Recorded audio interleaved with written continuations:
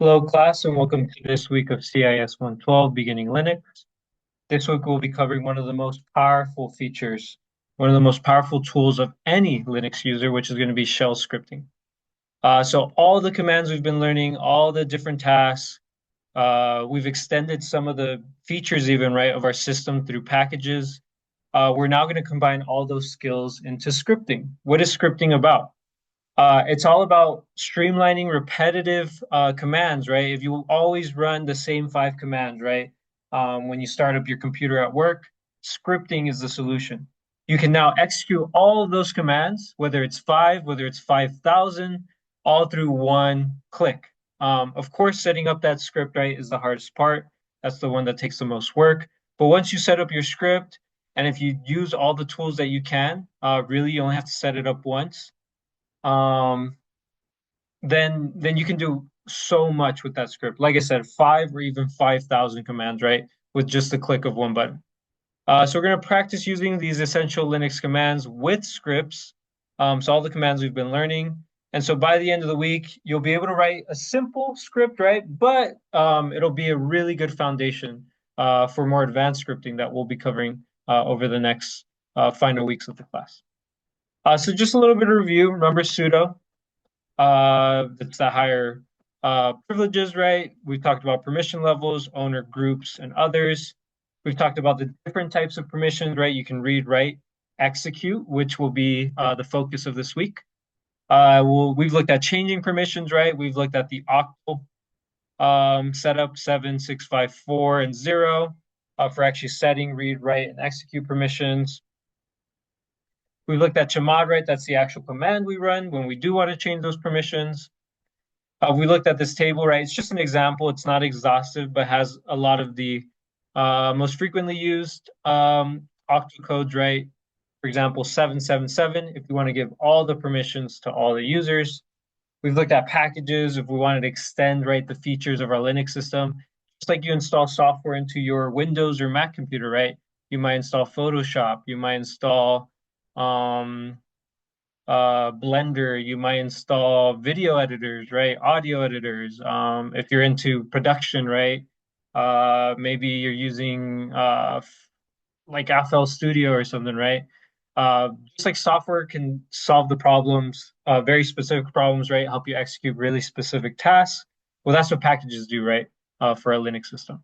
Of course, right? A lot of these packages, just like we do with the shell, are going to be command line packages, right? Features that extend the use of our command line. Package manager, we use the advanced package tool, APT. And then, of course, right, this is way back to week two. The shell that we use for this class is the bash shell, or the born again shell. So bash isn't the only type of shell. I do want to emphasize that, especially now that we're introducing scripting. Some of the more most popular shells are, of course, bash. It's the default shell for most Linux distributions. There is a Z shell, so that's the bash shell, but you can customize it with tons of features. So that's really for advanced users. And then we have the SH shell, that's the Bourne shell. That's the original Unix shell, right? So very simple. A lot of compatibility with the Bash shell, but definitely the predecessor. So just a little bit table comparing the different types of shells. We're not going to be using the different shells this week, but it is important to know, right? Bash isn't the only one. All right, so intro to shell scripting. Let's go ahead and take a look. All right, so what is a shell script? It's a text file that contains a sequence of commands for the shell to execute. When are shell scripts useful? When you want to automate repetitive tasks, if you're running the same commands over and over again, you get tired of it, you can write a shell script that'll execute those commands for you. You're trying to run batch processes. So if you're trying to run a ton of commands, right, all at once, and in a certain order, scripts are definitely going to help you do that so that you don't make mistakes. And if you want to manage your system, right, you want to make different configurations, you want to set up different, preferences, settings, environments, whatever job, right, whatever role you have, right, you want to customize your Linux system with the click of a button, right? All you want to do is hit enter. You can do that with scripts. So it can be used to automate and execute tasks independently. And they can even be dynamic, right? You can make one script for 100 different uses by adding flags, variables, and you can even make them interactive with user input. We'll be exploring all of that over the next couple weeks. So here's an example of a shell script on the right. Notice that start of the script has kind of a funny name. So this look like nonsense, right? It's got the hashtag or the pound symbol, right? It's got the exclamation slash bin slash bash. This is the shebang or hashbang. It's basically what you put at the top of a shell script.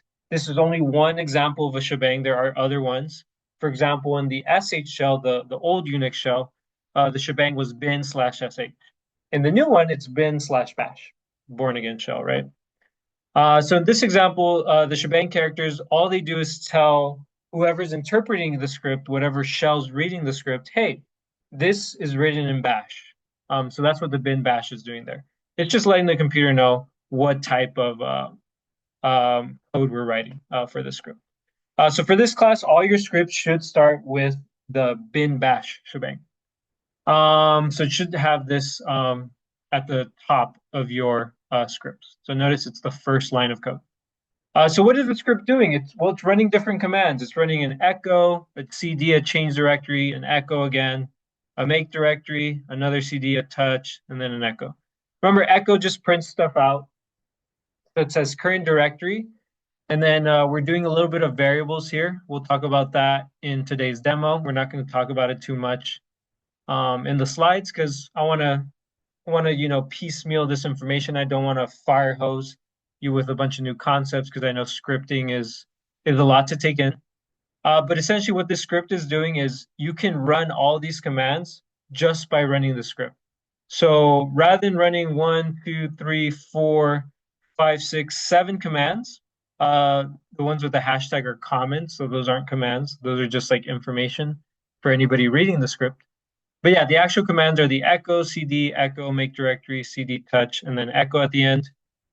Those 1, 2, 3, 4, 5, 6, 7 commands, you can run those with just one click, just by running the whatever name the script is. So, for example, this could be called my echo script. Now, all of our scripts are going to end in sh. That's a file extension for a shell script. We'll see that though in the demo. So a little bit of review. This is important for scripts, is permissions. So in Linux and Unix-like systems, every file has permissions associated with it, right? We've talked about read, write. The focus of this week is execute. We've kind of glossed over the execute. We're like, I said, don't worry about it. We'll get to that. Well, execute has everything to do with scripts. It's the permission you need to give a file that is a script. If a file is a script and you want to run it, you want to actually execute that script, you got to give the correct execute permissions. So what is an executable file? What does that mean? Well, an executable is a file program that can be run. And by definition, these executables in Linux, right, are often scripts. Of course, right, when you're installing like a program in Windows, that's also an executable. They do exist in other operating systems. But for this class, executable, think of scripts. So script is something that you can execute. It's able to execute, so therefore executable. So when you create a script, it may not have those permissions by default. At least one student might have encountered that, maybe by accident, right? I did give you the instructions, right, to run that chmod. We'll go over what that chmod meant from last week. But yeah, if you don't give it those permissions, you won't be able to run the script. Even if you made the script yourself, right, by default, you don't have permission to execute it. So you have to explicitly run that chmod. So how do we make a script file executable? So you can use the commands that we learned, the octal, right, permission format. Remember the 3 types were read, write, execute. And of course, right, we're talking about scripts, so we're focusing on the execute part. So how would you give all users permission to read, execute, but not write a file? So go ahead and look at this little review, right, table. So we want to read and execute, but not write. Which number is that? Which one lets you read, execute, but not write? If you picked 5, you are correct, right? Read, execute, but no write. The W is not there. And it's not listed right in this list of permissions. So that'd be 555. So chmod 555. So for example, the create zombies script that I gave you the previous lab, it would be chmod 555 create zombies. So that would give you permissions for all read and execute read and execute permissions for all users, the owner, the groups, and everybody else. Excuse me. So the chmod flag, right? That's what the fives are doing. Is this the best way to give yourself executable permissions? What if you just want to add the executable permissions without setting or modifying the read and write? And that's very common, right? We're not always setting the read and write. It would be nice if we could just set the execute permissions without messing with any of the pre-existing permissions. The answer is the symbolic format. We're going to talk about what that is. So the easiest way to add executable permissions for all users without setting or changing the read and write is to use this different type of format. We're still using chmod, but the argument is different. We're doing a +x create zombies.sh. What is this doing? It's giving the executable permission to everybody, all the users, but it's not modifying the read and the write. So notice there's not three arguments, right? There's not a R, there's not a W. We're just saying, hey, keep whatever the read and write was. Don't change that. I just want you to change the executable to what I give you here in this argument. We gave it a +x, so that means everybody. How do I read this +x, right? What is this new format? I thought the octal worked just fine. Octal works great is when you're trying to set that initial permission, right, for everybody, read, write, and execute. You could use octal, right, instead of the symbolic. But then you might accidentally mess with the read and write permissions. Maybe you didn't even know what they were supposed to be, right, for your certain job or your certain role. And all they asked you was, hey, just give everybody executable permissions. Well, you don't want to use the octal because then you're going to mess up the read and write that was already set. So you got to want to use this new symbolic format. So symbolic format, how does it work? Well, it's chmod, and then you can use the letter U if you want to set the user permissions, the letter G if you want to set the group permissions, the letter O if you want to set everybody else, all the other users, right? Permissions. And then we are using the R, the W, and the X. So those read, write, and execute, right? If we go back to that slide.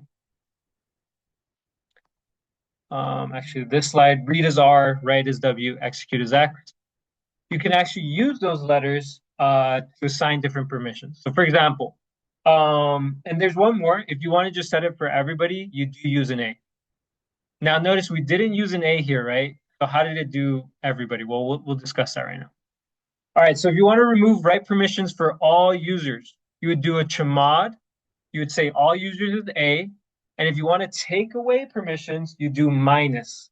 So which one do you want to take away? Well, I want to take away the R. So you do chmod A minus R. So all users take away the read. If you want to add write permissions just for the owner, you would say chmod U, because U is the owner. And then you do plus because you're adding this permission, you're enabling it. And then you say whichever one you want to do. So I noticed I did put an R. Let me fix that. That should be W. My apologies. All right. There we go. So we're giving that that owner the right permissions. All right, let's say I wanted to remove read permissions from the group. I would use the G letter, and then I would take away those read permissions, so I'd do a minus R. What if I wanted to add execute permissions for all users? You would do A plus X. Now this is unique to the execute. You don't have to use the A. You could just do a plus X, and then the bash shell will understand, okay, you want to give the execute to everybody. Now notice you can't get rid of the A. You can't omit it for the read and the write. There's reasons for that. We're not going to go over them. Just know you can get away without putting the A for the execute permission. If you want to use the A, if it helps you understand, it reminds you that you are supposed to use an A for the other ones. If you want to do it for everybody, go ahead. Just know you don't have to. Chmod plus X, super common command, right? Because for the most part, you do want to give everybody permission to execute. Of course, if you want to restrict it, you can use your octal, your sevens, your fives, your fours, or you could use the new format, right? The symbolic. So what should I use scripts for? There's not really a direct answer for this. Just like system commands and installing packages can be used to customize your system, scripts fall into the same category. You can use them for whatever you want. You want to automatically back up your system, right? We learned about system backups. You could run all those commands through a script, and you can have it execute on a periodic basis. We'll talk about that more over the next few weeks. But yeah, you can package all those commands into a script. You want to stop running the same sequence of commands over and over again, right? At work, maybe you're running the same like 20 commands, right? Every time you do something, write a script. You want to make it easier for other users, right? Oh, hey, user X, Y, and Z, I need you to run like these 20 commands. They look at that and they're like, what? Like, how am I going to remember all this? Well, you can make a script for them so that all they have to do is hit / and run their script. So we'll talk about that / in a sec. It's how do I run a script, right? Well, how do I even, once I write my script, what do I do? Of course, step one is to write the script. You're going to put your shebang, right? We'll go back to that slide. You're going to put your shebang at the top. You're going to put your commands after the shebang. Simple as that.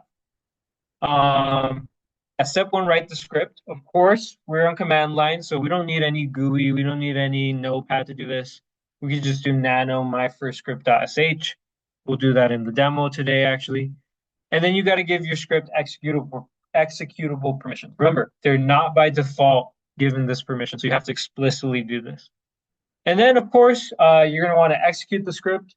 All you do to do that is you do / and then you type the script name.